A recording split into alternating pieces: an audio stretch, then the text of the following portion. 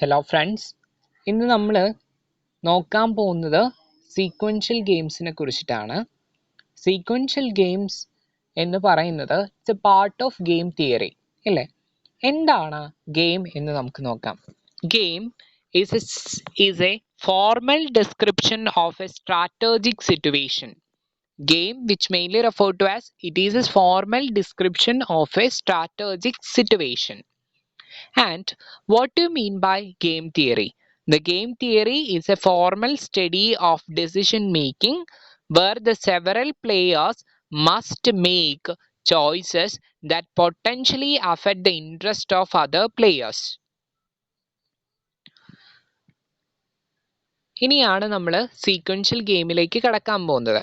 Sequential game എന്ന് പറഞ്ഞാൽ A game in which the players move in turn responding to each other's actions and reactions. A game in which the players move in turn responding to each other's actions and reactions. ഇവിടെ നിങ്ങൾ പണ്ട് ചെറുപ്പത്തിലൊക്കെ ഒരു സ്കോർപിയോൻ്റെയും ഫ്രോഗിൻ്റെയും ഒക്കെ ഒരു കഥ നിങ്ങൾ പഠിച്ചിട്ടുണ്ടാവും. ആ ഒരു കഥ എനിക്ക് തോന്നുന്നു സീക്വൻഷ്യൽ ഗെയിമുമായിട്ട് വളരെ അടുത്ത് കിടക്കുന്ന ഒരു കഥയാണ്. നിങ്ങൾ ആ കഥയൊന്ന് പൊടി തട്ടെടുത്ത് ഒന്ന് വായിക്കാനും ഒപ്പം സീക്വൻഷ്യൽ ഗെയിമുമായിട്ട് അതൊന്ന് കമ്പയർ ചെയ്ത് പഠിക്കാനും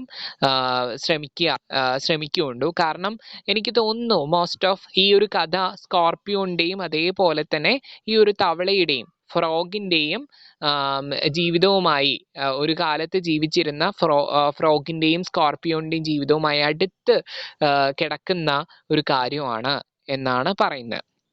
നമ്മൾ മാർക്കറ്റിലേക്ക് വന്ന് നോക്കിക്കഴിഞ്ഞാൽ നമുക്ക് ഒരുപാട് എക്സാമ്പിൾസ് സീക്വൻഷ്യൽ ഗെയിംസിന് വേണ്ടിയിട്ട് കാണാൻ സാധിക്കും.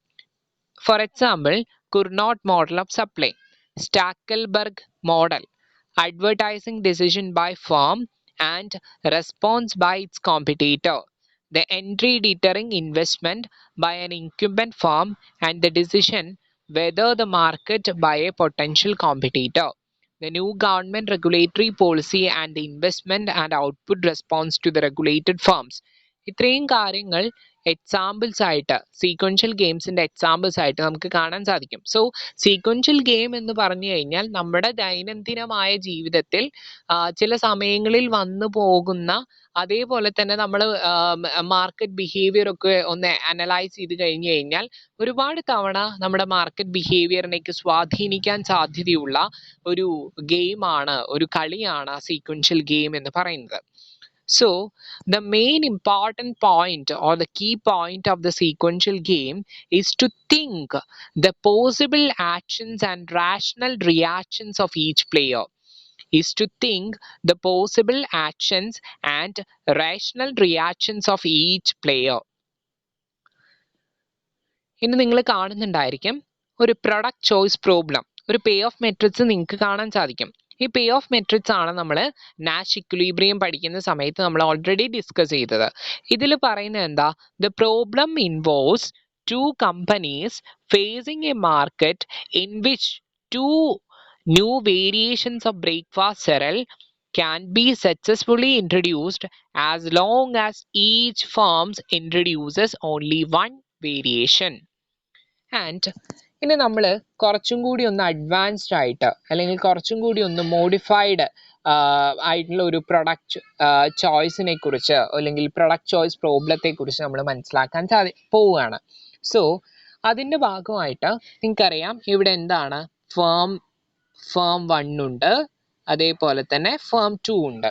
So firm 1 and firm 2 are entering in to the market at the same time.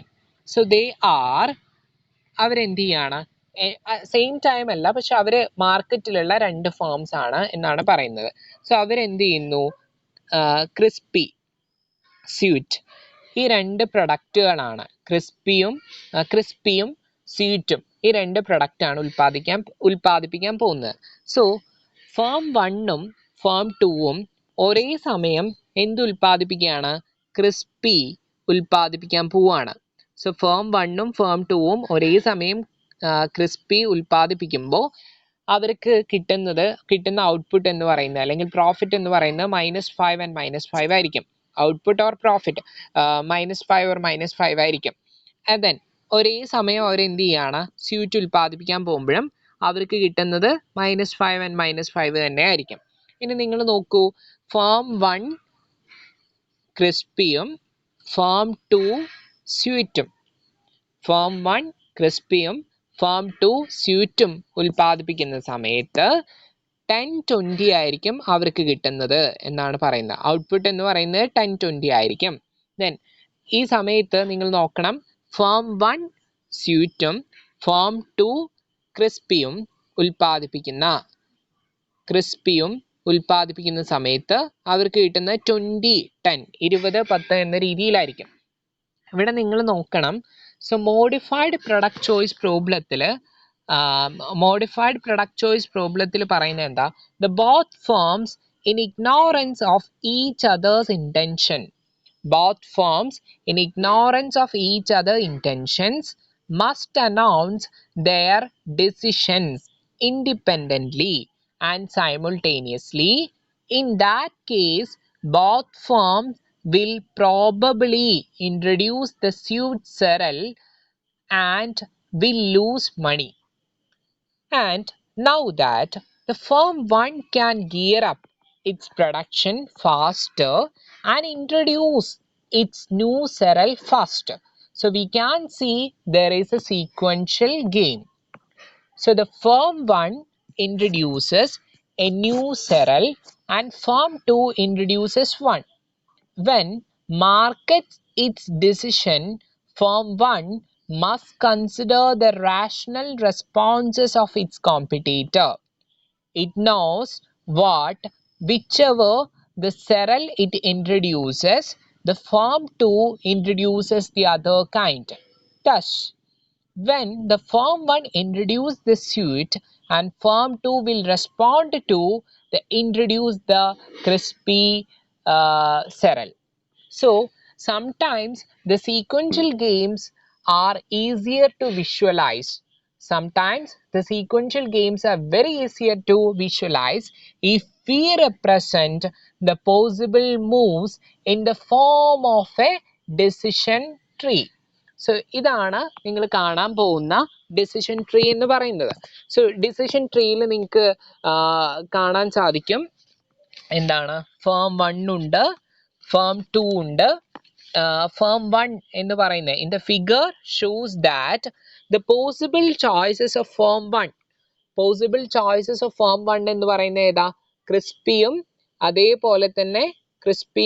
അതേപോലെ തന്നെ സ്വീറ്റുമാണ് അല്ലേ, സ്വീറ്റുമാണ്. And the possible responses of the firm 2 to each of their choices. And possible responses ഇതാണ് ഫേം 2ന്റെ പോസിബിൾ റെസ്പോൺസസ് എന്ന് പറയുന്നത് ഇവിടെ നിങ്ങൾക്ക് കാണാൻ സാധിക്കുന്നുണ്ടായിരിക്കും ഇല്ലേ. പോസിബിൾ റെസ്പോൺസസ് എന്ന് പറയുന്നത് ഇവിടെ നിങ്ങൾക്ക് കാണാൻ സാധിക്കുന്നുണ്ട്. അപ്പോൾ ഫേം 1 ക്രിസ്പിയും സ്വീറ്റും ഉൽപ്പാദിപ്പിക്കുന്നു. ഫേം 2 അതിനോട് എന്ത് ചെയ്യുന്നു, റെസ്പോണ്ട് ചെയ്തുകൊണ്ടിരിക്കുന്നു. So the resulting pay of are in the end branch. ഇവിടെ നിങ്ങൾക്ക് കാണാൻ സാധിക്കും അതിന്റെ റിസൾട്ടിംഗ് പേ ഓഫ് എന്ന് പറയുന്നത് അല്ലെ, 10-20 എന്ന് പറയുന്ന പോലെ ഒരു റിസൾട്ടിംഗ് പേ ഓഫ് എൻഡ് ബ്രാഞ്ചിൽ അവർ കാണിച്ചിട്ടുണ്ട്. So it means that the firm 1 produces crispy cereal and firm 2 respond also producing the crispy cereal. Each will have a payoff of -5. അതായത് ഫേം 1 പ്രൊഡ്യൂസ് ചെയ്യുന്നത് ക്രിസ്പി ആണ് എന്ന് നമുക്കറിയാം. അപ്പോൾ ഫേം 2 അതിനോട് പ്രതികരിക്കുന്ന എങ്ങനെയാ, റെസ്പോണ്ട് ചെയ്യുന്നത് എങ്ങനെയാ, അവർ ക്രിസ്പി സെറൽ തന്നെ പ്രൊഡ്യൂസ് ചെയ്യാൻ വേണ്ടിയിട്ട് പോവാണ്. സോ ഇവർ രണ്ടുപേരും ക്രിസ്പി സെറൽ പ്രൊഡ്യൂസ് ചെയ്യുന്ന സമയത്ത് ഫേം ഇതിന്റെ will have the pay of എന്ന് പറയുന്നത് എത്രയായിരിക്കും, -5 ആയിരിക്കും പേ ഓഫ് എന്ന് പറയുന്നത്. മനസ്സിലായോ, പേ ഓഫ് എന്ന് പറയുന്നത് -5 ആയിരിക്കും. അതേ സമയത്ത് the firm 1 the best sequence of moves is the one in which it earns the 20 and firm 2 earns 10. So it can deduce that if should produce? It should produce the suit cereal because the firm 2 best response is then to produce the crispy cereal. അപ്പോൾ ഇവിടെ നിങ്ങൾക്ക് കാണാൻ സാധിക്കും firm 1 crispy സെറലും firm 2 ഒരേ സമയം crispy സെറൽ ഉണ്ടാവുകയാണെങ്കിൽ അവിടെ പേ of എന്ന് പറയുന്നത് -5 ആയിരിക്കും. അതേസമയം ഒന്ന് സ്യൂറ്റ് ഒന്ന് ക്രിസ്പി ഉൽപ്പാദിപ്പിക്കുകയാണെങ്കിൽ അവിടെ പേ ഓഫ് എന്ന് പറയുന്നത് 20-10 ആയിരിക്കും എന്നാണ് പറയുന്നത്. സോ ഈ ഒരു ഡിസിഷൻ ട്രീ എന്ന് പറയുന്നത് നമ്മളെ കൊണ്ടെത്തിക്കുന്ന ഒരു എക്സ്റ്റെൻസീവ് ഗെയിം എന്ന് പറയുന്ന ഒരു കോൺസെപ്റ്റിലേക്കാണ്. എക്സ്റ്റെൻസീവ് ഗെയിം എന്ന് പറയുന്നത് എന്താ? ഇത്രയേ ഉള്ളൂ. It describes with a tree how the game is played and it depicts the order in which the players make moves and information each player has its own decision point. Has each decision point. So extensive game എന്ന് പറഞ്ഞാൽ it describes with a tree how the game is played. It depicts the order in which the players make moves and information each player has at each decision point. So sequential game എന്ന് പറഞ്ഞു കഴിഞ്ഞാൽ ചുരുക്കത്തിൽ ഇത്രയേ ഉള്ളൂ. The sequential game is a game in which the players move in turn, responding to each other's actions and reaction. It is mainly referred to as sequential game. So sequential game എല്ലാവർക്കും മനസ്സിലായി എന്ന് കരുതുന്നു. And thank you.